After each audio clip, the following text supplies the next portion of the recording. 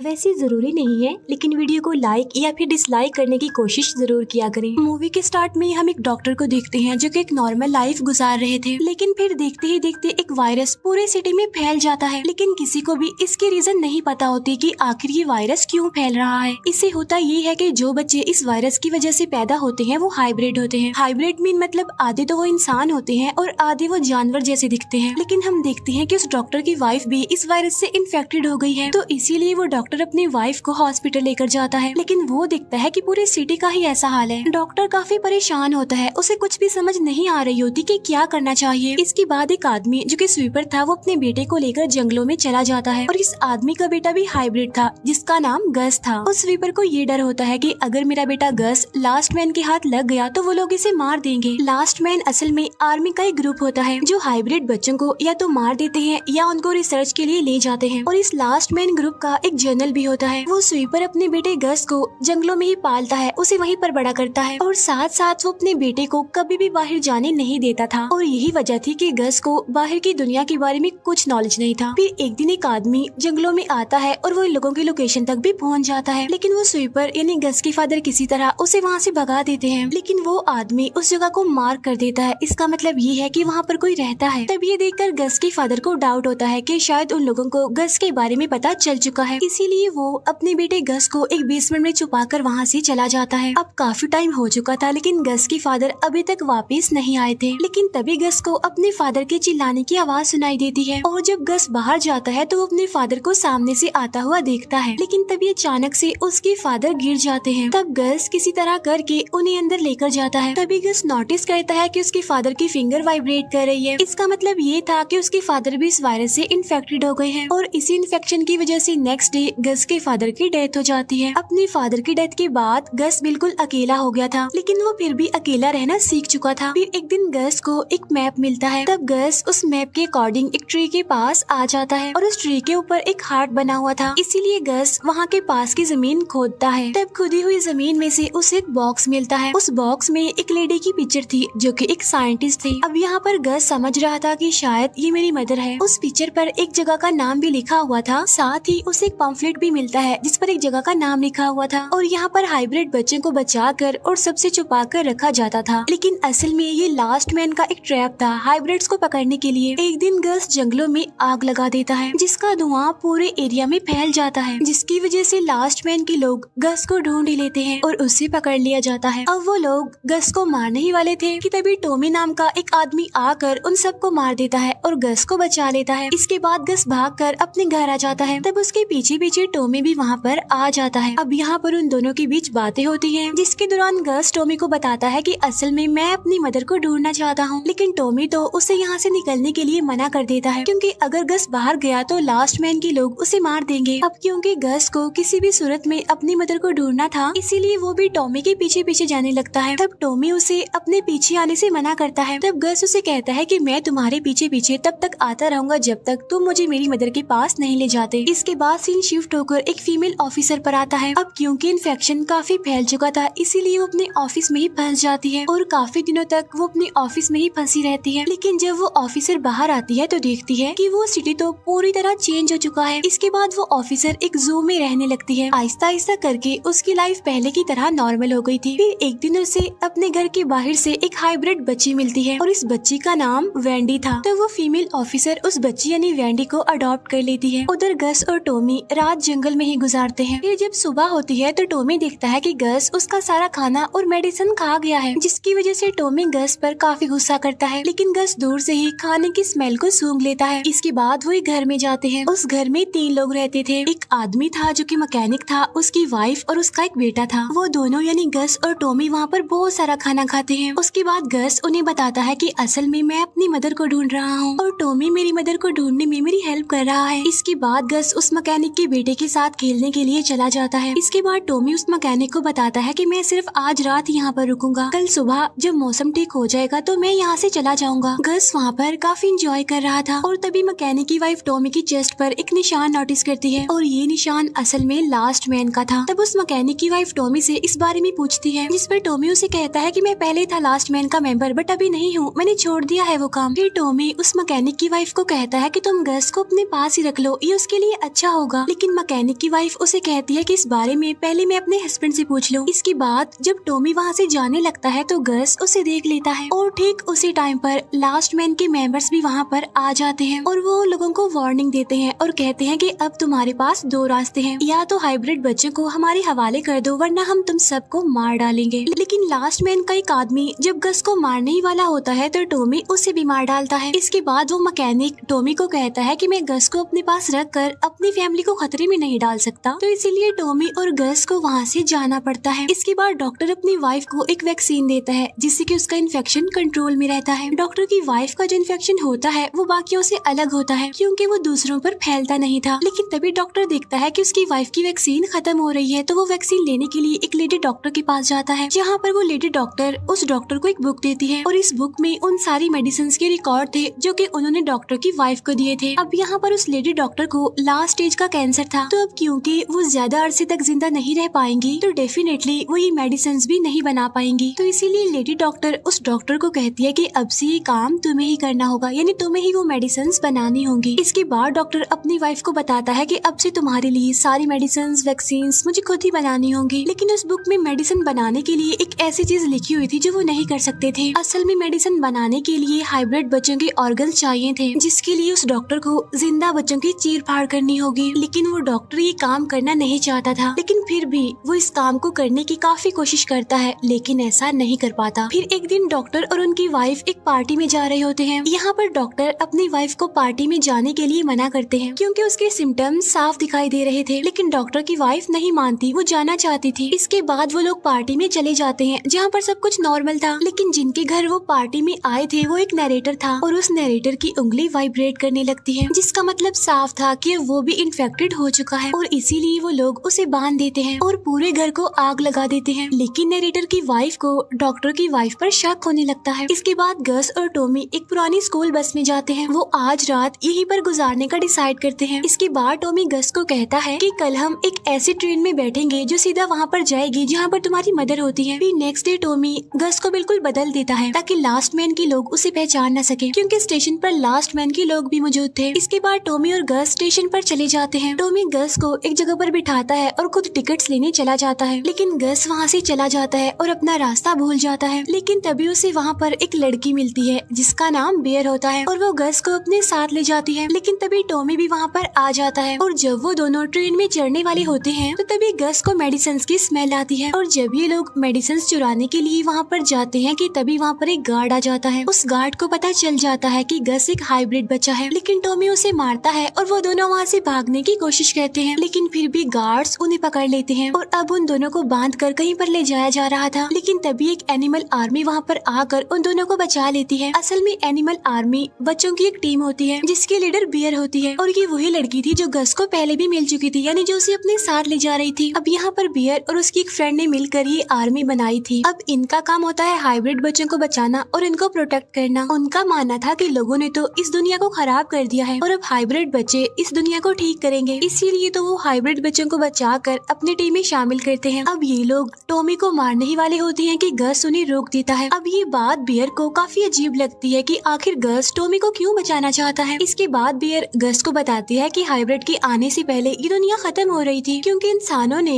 इसे बर्बाद कर दिया था, लेकिन जब से हम जैसे लोग इस दुनिया पर आए हैं तो हम अर्थ को ठीक कर रहे हैं और यही वजह है कि हम हाइब्रिड बच्चों को बचाते हैं। गस बियर को बताता है कि असल में मैं अपनी मदर को ढूंढ रहा हूँ और टॉमी इसमें मेरी हेल्प कर रहा है। तो बियर उसे कहती है कि अगर तुम चाहो तो मैं तुम्हारी मदर का पता लगवा सकती हूँ, लेकिन हाँ ये बात हम दोनों के बीच सीक्रेट रहनी चाहिए। यहाँ पर बियर उसे ये भी बताती है कि टॉमी भी उन्हें लास्ट मैन में से एक है जिसने तुम जैसे बहुत सारे लोगों को मारा है। फिर इसके बाद उस नरेटर की वाइफ डॉक्टर के घर आती है और तभी उस नरेटर की वाइफ को पता चल जाता है कि डॉक्टर की वाइफ इन्फेक्टेड है, तो इसीलिए अब वो बाकी लोगों को बचाने जा रही होती है। जहाँ पर वो डॉक्टर उसे रोकने की कोशिश कर रहा होता है, लेकिन उस डॉक्टर का घोड़ा उस लेडी को किक कर देता है जिससे उसकी मौत हो जाती है। है। इसके बाद वो दोनों हस्बैंड वाइफ उसकी बॉडी को फ्रीजर में छुपा देते हैं। इसके बाद हमें वो फीमेल ऑफिसर और उसकी बेटी वेंडी दिखाई जाती है। वेंडी यानी वही हाइब्रिड बच्ची, असल में उन्हें एक आवाज सुनाई देती है और जब वेंडी की मदर चेक करने जाती है तो वहाँ पर एक हाइब्रिड बच्चा होता है जो कि वेंडी का फ्रेंड था। इसके बाद वो फीमेल ऑफिसर उसे भी अपने साथ रख लेती है। इसके बाद वो फीमेल ऑफिसर सभी हाइब्रिड बच्चों को प्रोटेक्ट करने का काम करती है, लेकिन वो रेडियो से कांटेक्ट करती है ताकि किसी को उसकी लोकेशन का पता ना चले। लेकिन उसे हमेशा इस बात का डर होता है कि कहीं लास्ट मैन के लोगों को उनकी लोकेशन का पता न चल जाए। उधर वो एनिमल आर्मी टॉमी को मारने वाले होते हैं, लेकिन तभी बियर अपना डिसीजन चेंज कर लेती है। इसीलिए वो टॉमी को आजाद करने का कहती है, लेकिन जो बियर की फ्रेंड होती है वो ऐसा नहीं चाहती थी कि टॉमी को छोड़ा जाए, तो इसीलिए उनकी आपस में ही लड़ाई होने लगती है। तब इस बात का फायदा उठाकर गस टॉमी को छुड़ा लेता है और वो दोनों वहाँ से भाग जाते हैं। लेकिन तभी अचानक से बियर भी अपनी टीम को छोड़कर वहाँ से चली जाती है। इसके बाद लास्ट मैन ग्रुप का जर्नल उसी लेडी डॉक्टर से मिलता है और वो उस लेडी डॉक्टर से उसी बुक के बारे में पूछता है, जिस पर वो लेडी डॉक्टर कहती है कि वो बुक तो मैंने डॉक्टर को दे दी है, लेकिन वो जर्नल वहाँ से चला जाता है इससे पहले वो उस लेडी डॉक्टर को मार डालता है। इसके बाद टॉमी गस को कहता है कि मैं तुम्हें वहाँ पर जरूर लेकर जाऊंगा जहाँ पर तुम्हारी मदर रहती है। तभी उन्हें रास्ते में बियर भी मिल जाती है। यहाँ पर बियर गस को उसकी मदर का एड्रेस देती है जिसमें कि एक सिटी का नाम लिखा हुआ था। इसके बाद वो तीनों ट्रेन के लिए चल पड़ते हैं, लेकिन इससे पहले उन्हें एक ऐसी वैली को पार करना था जहाँ पर मरे हुए हाइब्रिड बच्चों को दफनाया जाता था। तभी डॉक्टर को पता चलता है कि नरेटर की वाइफ को ढूंढा जा रहा है। नरेटर की वाइफ वही जिसकी डेड बॉडी को उन्होंने फ्रीजर में रखा हुआ था। अब इस बात की वजह से वो डॉक्टर काफी परेशान हो जाता है, लेकिन डॉक्टर की वाइफ उसे समझाती है कि इसमें हमारा तो कोई कसूर नहीं है। इसके बाद उन्हें क्लिनिक से एक कॉल आती है क्योंकि उनके लिए एक डिलीवरी बॉक्स आया था, लेकिन जब वो लोग बॉक्स ओपन करते हैं तो वहाँ पर उन्हें हाइब्रिड आउट ऑफ स्टॉक लिखा हुआ मिलता है। और तभी डॉक्टर की वाइफ नोटिस करती है कि फ्रीजर में से पानी बाहर आ रहा है और जब वो लोग चेक करते हैं तो वहाँ पर उस नरेटर की वाइफ की डेड बॉडी पड़ी होती है। साथ साथ फ्रीजर का डोर भी ओपन था। इसका मतलब ये था कि किसी ने उस नरेटर की डेड बॉडी को देख लिया था। तभी ये देखकर डॉक्टर और उसकी वाइफ वहाँ से भागने लगते हैं, लेकिन तभी वहाँ पर कुछ लोग आ जाते हैं, लेकिन वो डॉक्टर उनसे झूठ बोलता है कि नरेटर की वाइफ तो इन्फेक्टेड थी। लेकिन तभी डॉक्टर की वाइफ की फिंगर वाइब्रेट करने लगती है, जिसकी वजह से सबको पता चल जाता है कि डॉक्टर की वाइफ भी इन्फेक्टेड है। तो इसीलिए वो लोग उन दोनों को बांध देते हैं, लेकिन डॉक्टर उन्हें काफी समझाने की कोशिश करता है कि मेरी वाइफ का इन्फेक्शन नहीं फैलता, लेकिन वो लोग फिर भी उसकी बात का यकीन नहीं करते और इसीलिए वो उन दोनों को अंदर बंद करके लैब को आग लगा देते हैं। लेकिन तभी वहाँ पर जर्नल आकर उन दोनों को बचा लेता है। साथ साथ जर्नल को वो बुक भी मिल जाती है जिसे वो लेने यहाँ पर आया था। डॉक्टर की वाइफ जर्नल को कहती है कि अगर तुम ट्रीटमेंट चाहते हो तो तुम्हें हम दोनों को छुड़ाना होगा। तब यहाँ पर डॉक्टर जर्नल को बताता है कि उस लेडी डॉक्टर की रिसर्च में थोड़ी बहुत कमियां रह गई थी, लेकिन उन कमियों को मैंने ठीक कर दिया है और वायरस का इलाज भी ढूंढ लिया है। और ये वायरस कैसे ठीक हो सकता है मैं तुम्हें तभी बताऊंगा अगर तुम हम दोनों को यहाँ से आजाद करोगे। असल में वो दोनों यहाँ पर जर्नल से झूठ बोल रहे होते हैं। दूसरी तरफ वेंडी की फ्रेंड को एक रिबन मिलता है। तब ये देखकर उस फीमेल ऑफिसर को पता चल जाता है कि लास्ट मैन ने आखिर हमें ढूंढ ही लिया है। चेक करने पर वो फीमेल ऑफिसर देखती है कि वहाँ पर तो और भी रिबन्स बंधे हुए हैं। इसका मतलब ये था कि लास्ट मैन ग्रुप ने उनकी इस जगह को मार्क कर दिया है। इसके बाद वेंडी उस फीमेल ऑफिसर यानी अपनी मदर को कहती है कि हमें यहाँ से निकलना चाहिए। इसके बाद हमें वो तीनों दिखाए जाते हैं और उन्हें दूसरी साइड पर जाने के लिए एक ब्रिज को पार करना था, लेकिन तभी वहाँ टॉमी और बियर की आपस में बहस होने लगती है। लेकिन गस अकेले ही ब्रिज को पार करने की कोशिश करता है, लेकिन ब्रिज टूट जाता है जिसकी वजह से गस लटक जाता है। अब यहाँ पर टॉमी गस को बचाने की काफी कोशिश करता है, लेकिन गस नीचे गिर जाता है और उसे कुछ नहीं होता। इसके बाद बियर और टॉमी उसे उस वैली से निकाल लेते हैं। इसके बाद वो ट्रेन तक पहुँच जाते हैं और किसी न किसी तरह करके ट्रेन में चढ़ जाते हैं, लेकिन उस ट्रेन में लास्ट मैन का सामान था। इसका मतलब ये है कि लास्ट मैन यहाँ पर हो सकते हैं। गस को वो टॉय नहीं मिल रहा होता जो उसके फादर ने उसे दिया था, तो इसीलिए वो उस टॉय को ढूंढते हैं, लेकिन तभी उन्हें किसी के आने की आवाज सुनाई देती है और वो जल्दी से छुप जाते हैं। लेकिन वो आदमी गस को ढूंढ लेता है,